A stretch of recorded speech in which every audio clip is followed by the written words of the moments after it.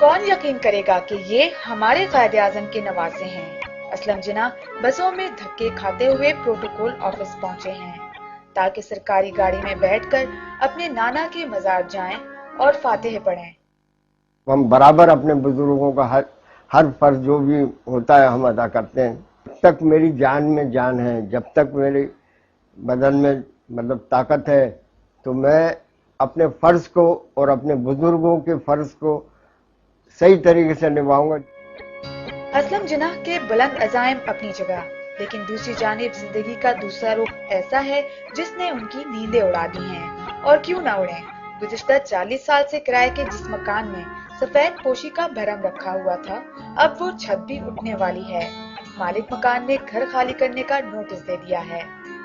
میں اور اپنے بچوں کو لے کے، بیوی کو لے کے کہاں جاؤں گا میں اس حالت میں؟ ابھی تو فوری طور پہ تو کوئی مکان کا نہیں ہو رہا ہے، اور نہیں ہو۔ اگر آپ تو جانتے ہیں کہ اس وقت کرائے کی کیا پوزیشن ہے۔ یہ سوچ رکھا ہے کہ اگر مالک مکان کا نوٹس میرے ہاتھ میں آیا، اسی روز میں تالا لگا کے سیدھا مزار قائد پہ جا کے بیٹھ جاؤں گا۔ بانی پاکستان کی نواسی اور اسلم جناح کی بہن خورشید بیگم کی دنیا تو 9 سال پہلے اسی وقت اندھیر ہو گئی تھی جب قائد کے شہر میں انہی کا پڑ نواسا پولیس تحویل میں مار دیا گیا۔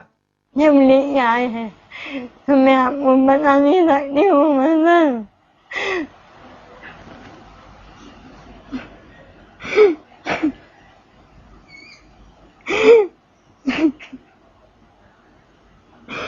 دونوں آنکھیں کھلی ہوئی تھی، یہ آنکھوں میں رہتے مجھے دیکھ رہا تھا۔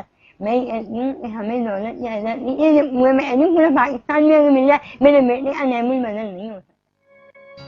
3 سال پہلے ہی اسلم کو حکومت کی طرف سے وظیفہ مقرر کیا گیا ہے، لیکن وظیفے کا بڑا حصہ معذور بیٹی اور کینسر کی شکار بیوی کے علاج پر خرچ ہو جاتا ہے۔